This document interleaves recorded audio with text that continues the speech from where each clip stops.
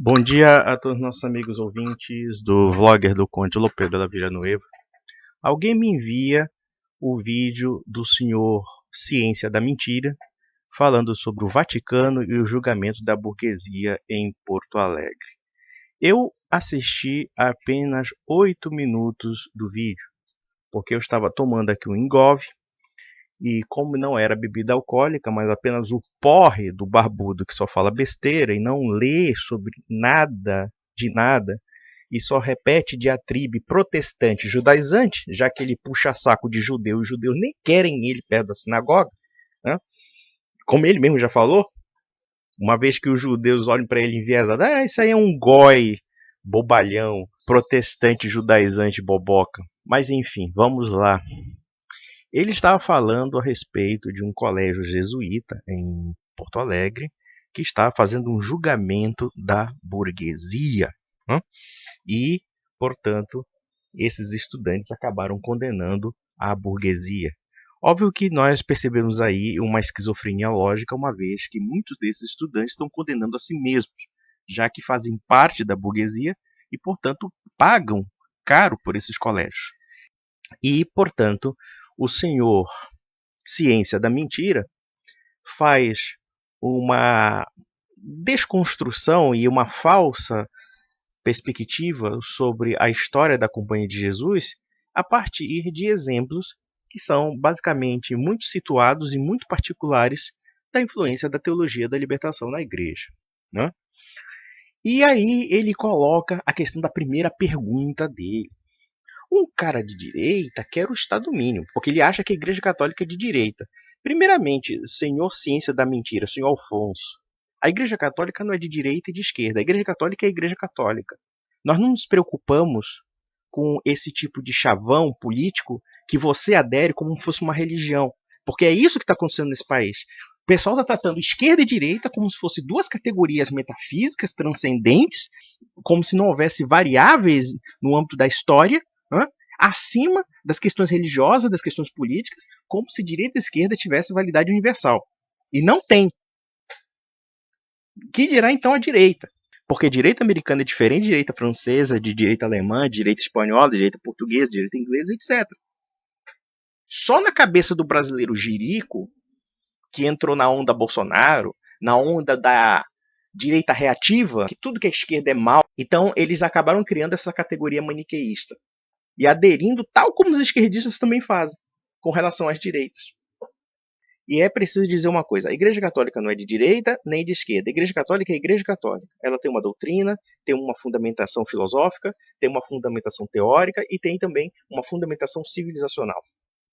É isso que define a Igreja. A Igreja não está preocupada se é de direita ou de esquerda. A Igreja está preocupada que existem certos princípios dentro da política que são atemporais, eternos, permanentes e que devem ser respeitados dentro de qualquer sociedade política. E que estão relacionadas ao direito natural e à própria providência divina. É isso que a Igreja, de fato, no âmbito dos princípios, prega na política. E a direita que você defende, senhor Afonso, nega esses princípios. Nega esses princípios porque são secularistas. Nega esses princípios porque são liberais e materialistas como você, que trata a religião como se fosse um gosto, como se fosse um objeto de consumo. Sabe por que você procura o judaísmo? Porque você gosta de esoterismo barato. Porque o que atrai no âmbito judaico certas pessoas como você é cabala, essas porcarias todas. Essa coisa barata, baixa espiritualidade que hoje em dia é o Ocidente. É como também muita gente procurando o Islã. Hoje em dia se procura o Islã no Ocidente por causa do esoterismo islâmico. Não necessariamente aos aspectos mais, digamos assim, característicos do islamismo ou do judaísmo, mas sim os aspectos mais esotéricos, mais ocultistas dessas religiões ou dessas fés. Então é isso que atrai gente como você. Você gosta de baixa espiritualidade e de literatura barata. E isso reflete muitas vezes no seu próprio argumento com relação à Igreja Católica. Você não conhece um documento da Igreja referente ao pensamento político da doutrina social católica. A doutrina social católica repele o comunismo, combate o comunismo, como de fato a Igreja Católica em todo o século XX combateu o comunismo. O que houve a partir dos anos 60 e 70, e até um pouco antes, foi a infiltração de uma heresia chamada Teologia da Libertação, que quer adequar os princípios religiosos da Igreja Católica à doutrina marxista.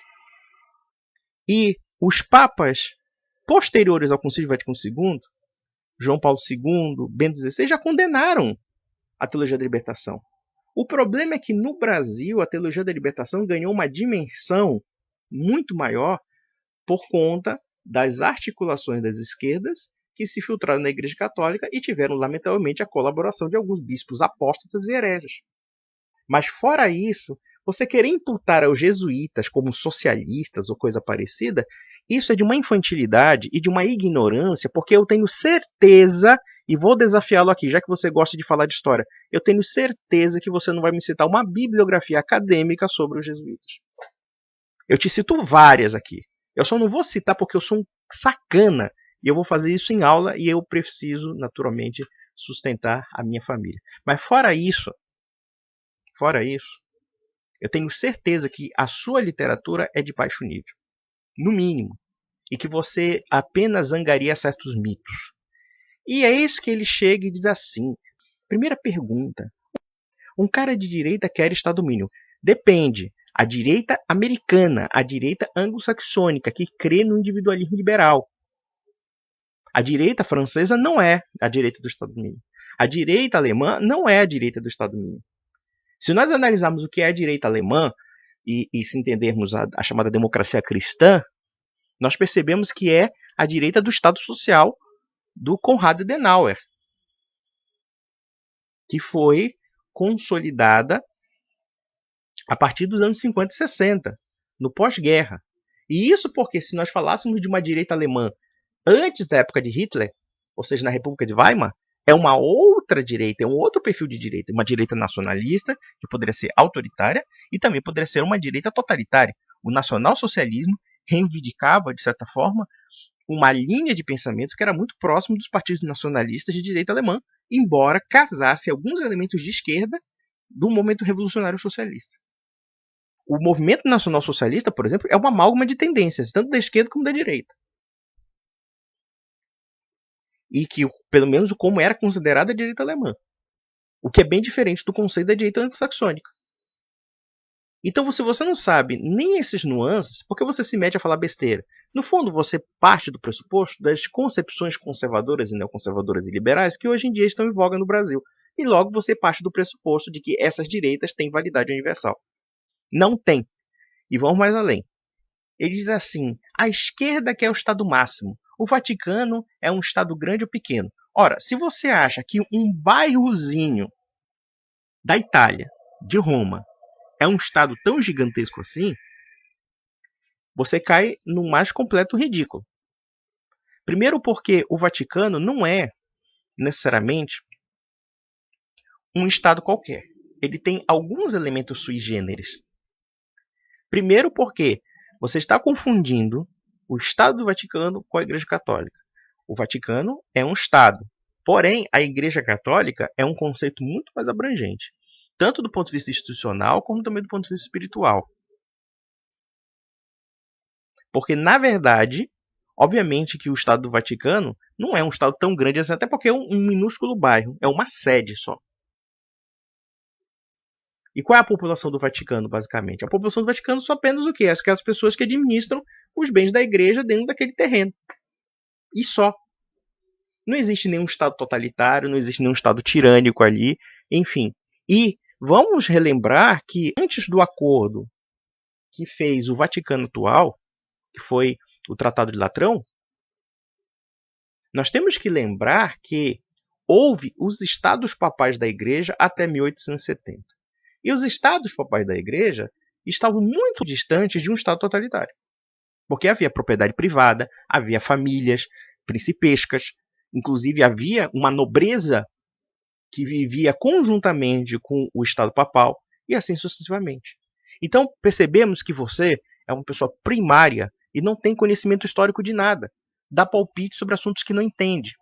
E vamos lá a outra baboseira que ele aprendeu do cursinho pré-vestibular e não estudou absolutamente nada.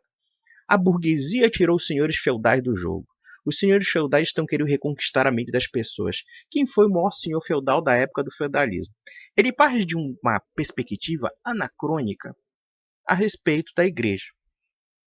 Primeiro, na Idade Média, a sociedade feudal não era necessariamente um contraponto à sociedade burguesa. Até porque a própria burguesia, quando consolidou sociedades, estavam inseridos dentro da realidade feudal. Porque a monarquia era feudal, porque as relações entre os príncipes eram feudais. E o que é uma relação feudal? A relação feudal era baseada em relações de lealdades mútuas, corporativas e familiares. A lealdade do camponês com o nobre, a lealdade do nobre contra o nobre, a lealdade de um burguês com o nobre e assim sucessivamente. Nós percebemos que você não sabe nem o que é um sistema feudal. E vejam que a igreja, dentro da perspectiva da época, ela era a maior senhora feudal da Europa, justamente porque uma boa parte das suas terras era usada pela comunidade. O conceito de propriedade da Idade Média é muito diferente do conceito de hoje, que é baseado no conceito liberal da Revolução Francesa e da Revolução Americana. A propriedade privada na Idade Média tinha, de fato, finalidades sociais, que não estavam presas ao proprietário de terra. O senhor feudal tinha inúmeras obrigações com relação às pessoas que moravam no seu terreno. Obrigação de respeitar as colheitas, obrigações de não expulsar, por exemplo, o servo. Ele tinha, inclusive, obrigação de sustento do servo. A tentativa de você querer aplicar um anacronismo para imputar a igreja como uma espécie de instituição hostil ao capitalismo, hostil à burguesia, de uma forma simplória, de uma forma rasa, mostra apenas a sua ignorância sobre o que são as instituições do mundo medieval. Porque, vejam, o feudalismo, propriamente dito, digamos assim, vamos pegar o caso da igreja. Boa parte das terras da igreja era usada pela comunidade através das terras comunais. A igreja alugava e arrendava uma boa parte de suas terras para os camponeses. E os camponeses eram donos da sua produção e pagavam uma taxa muito pequena para a igreja. E esses recursos que eram canalizados pela igreja eram usados para sustentar as liturgias, como também para sustentar os mosteiros, para sustentar inclusive também a caridade aos pobres. A igreja não era uma propriedade privada, caprichosa de um pastor protestante que hoje em dia tem uma televisão ao bel prazer dele. A igreja era uma institucionalidade que estava atrelada à própria comunidade. A igreja e a comunidade se confundiam. E as propriedades da igreja enquanto institucionalidade dentro dos papéis eclesiásticos estavam atrelados ao quê? Um serviço de auxílio e também um serviço de apoio à comunidade. Até o arrendamento de terras era uma forma de garantir trabalho para as pessoas que não tinham. Então a igreja foi a maior senhora feudal da Europa justamente pelos serviços que ela prestava a essa comunidade europeia cristã. Ou seja, que uma boa parte de seus recursos era utilizado para a comunidade. Não era um clérigo gordão, bonachão que estava bebendo e todo mundo estava sendo explorado. Isso é tudo lenda. Isso é tudo palpite. O que acontecia era justamente o contrário. A igreja sustentava as escolas, a igreja sustentava uma boa parte das universidades, a igreja sustentava inclusive boa parte das colheitas. Porque os monges medievais também plantavam. Muitas ordens religiosas faziam plantações. Enfim, inúmeras atividades a igreja fazia. A igreja começou a perder terreno não foi porque a burguesia derrubou a igreja, foi o Estado que derrubou a igreja. Foram as monarquias nacionais que começaram a invadir as esferas da igreja e estatizar as esferas da igreja. E depois foram os liberais. O liberalismo começou a confiscar a educação que era da igreja, para estatizar a educação. Essa mesma educação que hoje você está reclamando. Porque, na verdade, o que está se ensinando no colégio jesuíta é a educação da grade curricular do MEC. Hoje em dia nós temos um processo de estatização da educação. E um idiota como você não percebe isso. Fica dizendo que isso é coisa da igreja católica. Quando, na verdade, é do Estado moderno. O Estado é socialista, então vai ter educação socialista na educação. E inclusive nas escolas privadas, porque as escolas privadas, não somente escola jesuíta, qualquer escola privada desse Brasil está transmitindo educação socialista, mesmo empresário, porque esses empresários que você fica elogiando aí estão com medo, ficam com o cu na mão do governo. Ora, e esse idiota defende o Marquês de Pombal, um homem que arruinou a educação em Portugal, a educação do Brasil. Porque ele tem aquela visão de que os jesuítas são uma trupe de gente fanática, louca, não é? Gente totalitária e não sei o quê. Deixa de ser burro, rapaz. Vai ler sobre a história dos jesuítas. Os jesuítas foram os maiores cientistas, os maiores intelectuais da Europa do século XVI e XVII. Faz um estudo sobre a astronomia e os jesuítas. A contribuição que os jesuítas têm na astronomia, tem na egiptologia, tem na música, tem em vários ramos do pensamento humano. E você fica nesses estereótipos vagabundos que você decora de seitazinha evangélica, judaizante. Aí ele fica falando, olha, protestante é propriedade privada, é burguesia, como se não houvesse burguesia no mundo católico. Cara, estuda mais além, porque quem criou a sementeira do capitalismo moderno foram as cidades italianas, seu idiota. Foram as cidades de Flandres. Foram as cidades comerciais da zona litorânea do Mediterrâneo. Como também em Catalunha. Catalunha foi um dos grandes mercados da Europa do século XV. E era Espanha, católica. As cidades italianas, como Florença, como Milão, como Veneza, como Gênova, enfim, Prato e outras cidades, eram cidades comerciais. E só uma besta como você não sabe disso. Vocês já ouviram falar da Liga Hanseática? A Liga Hanseática eram mais de 40 cidades que ligavam da Holanda, passando para a Alemanha, até Novgorod, na Rússia. E você não sabe disso. Quem criou uma boa parte das estruturas comerciais da modernidade foi o quê? Foi a sociedade católica. Quem foram os primeiros navegadores que conseguiram criar a rota para as Índias? Foram os protestantes? Não, idiota. Foram os católicos, foram os portugueses. E depois foram os espanhóis. Depois, aí sim, vieram os protestantes na onda. Ai, meu Deus do céu. Tem nego que fala besteira na internet. Mas enfim, meus amigos, eu acho que eu já respondi o que deveria responder. Então, até a próxima.